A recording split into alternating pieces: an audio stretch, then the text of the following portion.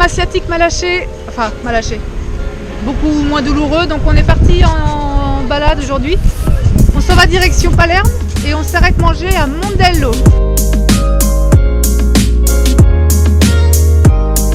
Une belle plage de sable fin avec une superbe eau turquoise. Le pique-nique avalé, direction Palerme. On se gare sur un parking gratuit jusqu'à 16h. Il nous restait donc 3 heures devant nous. Épluchage des lignes tram-bus et option pour le bus. Bon, au début ça allait. Et puis les arrêts se sont succédés, le bus se remplissait et là... Bon, on est sorti du bus plus tôt que prévu.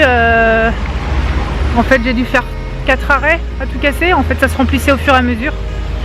Jusqu'au moment où la chaleur, le monde et tout ça, pour moi c'est cocktail explosif, donc je suis sortie. Donc on peut pas aller jusqu'au bout là où on voulait aller, c'est-à-dire au marché Ballarot.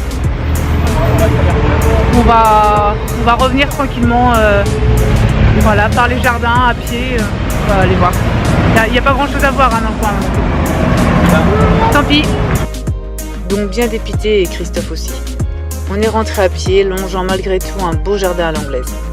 Il nous restait 2h30, on était large. Pour faire plaisir aux enfants, on leur a payé 1 heure dans une aire de jeu. Au moins, eux, ils ont trouvé leur bonheur dans cette journée. Bon, je mentirais de dire que je suis pas dégoûtée de cette sortie. J'attendais cette visite de Palerme avec impatience. La sciatique qui commençait vraiment à être moins douloureuse, j'ai vraiment sauté sur l'occasion. Il faisait beau, c'était vraiment une belle journée. Bon, il fait toujours beau ici, mais il faisait chaud en tout cas. Donc c'était sympa de se promener dehors. Et j'ai mal préparé mon plan là. C'est vrai que le bus, quand c'est vide ou à moitié plein, il n'y a aucun souci. Dès qu'il se remplit un peu plus, ça me rappelle mes premières vraies crises d'agoraphobie, c'était dans le bus. Donc j'ai encore du mal dès qu'il y a un petit peu de monde quoi, qui s'engouffre. Et en plus là j'étais tout devant. Donc je maîtrisais vraiment, j'avais la super vue sur les gens qui attendaient, qui faisaient signe au chauffeur de s'arrêter et 3 arrêts et j'en voyais de plus en plus quoi. Donc je voyais que ça se remplissait, il y avait des gens du coup devant moi aussi après, donc voilà, le cocktail, comme je le disais, un cocktail chaleur plus monde qui empiète dans ma bulle. C'est pour moi quelque chose que j'ai encore du mal à maîtriser. Donc bon, je suis pas fière, hein, je suis pas super contente de moi. Après, c'est plus pour Christophe que ça m'embête parce que moi j'arrive à relativiser, j'ai l'habitude, j'assume. Lui, je le freine quand même dans, je lui ai fait perdre une journée de travail quoi. Il aurait pu travailler et je lui ai fait perdre une journée.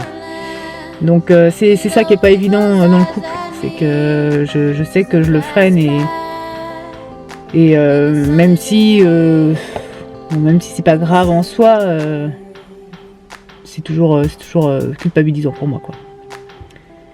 Donc bon, tant pis, ce sera une journée sans, hein. Je savais que ce voyage serait fait d'échecs et puis de réussite. Je réussis certaines choses, je suis super fière de moi sur certains trucs. L'avion pour moi c'était déjà énorme. Enfin, vous vous rendez peut-être pas compte, mais pour un ado prendre l'avion c'est le somme, enfin ça fait partie des trucs les pires quoi. Et là le bus, ça aurait dû être facile.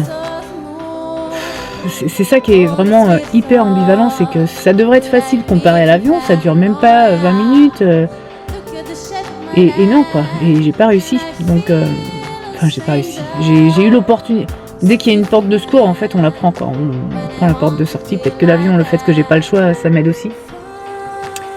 Mais en tout cas, à l'avion, j'ai pas paniqué autant que là, j'ai paniqué dans le bus. C'est quand même étonnant. Après, mes premières crises se sont faites dans l'avion, dans le bus quand j'étais plus jeune. Hein, donc, ceci explique peut-être cela. Le bus et les magasins sont vraiment les 2 lieux qui, pour moi, me rappellent mes premières grosses crises. Où j'ai vraiment fait des malaises, où j'étais vraiment... où les gens me récupéraient par terre, quoi. Donc, je pense que vraiment, inconsciemment, c'est quelque chose de fort, hein, ces 2 lieux-là. Voilà, bon, tant pis. Je savais que ce voyage ne serait pas fait que de bons jours. Donc voilà, c'était un jour sans. Autre escapade, sans moi cette fois, dans les montagnes. Au moins, je ne freinerai personne. Bon, on est parti se balader dans la montagne à côté de Alcamo. On va essayer de grimper un peu plus haut. Ils ont grimpé, grimpé, grimpé. La vue se dégageait au fil des pas. Le cadre est magnifique. Mais avant d'en profiter, désormais, il faut escalader. Lissan, tu vas où?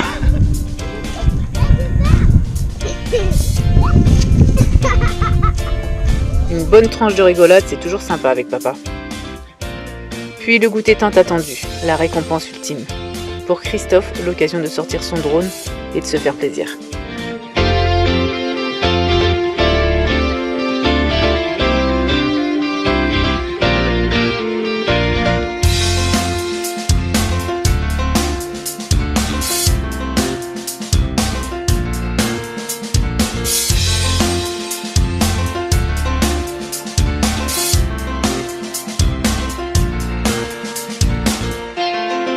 C'est un bon endroit de pommes de pin ici.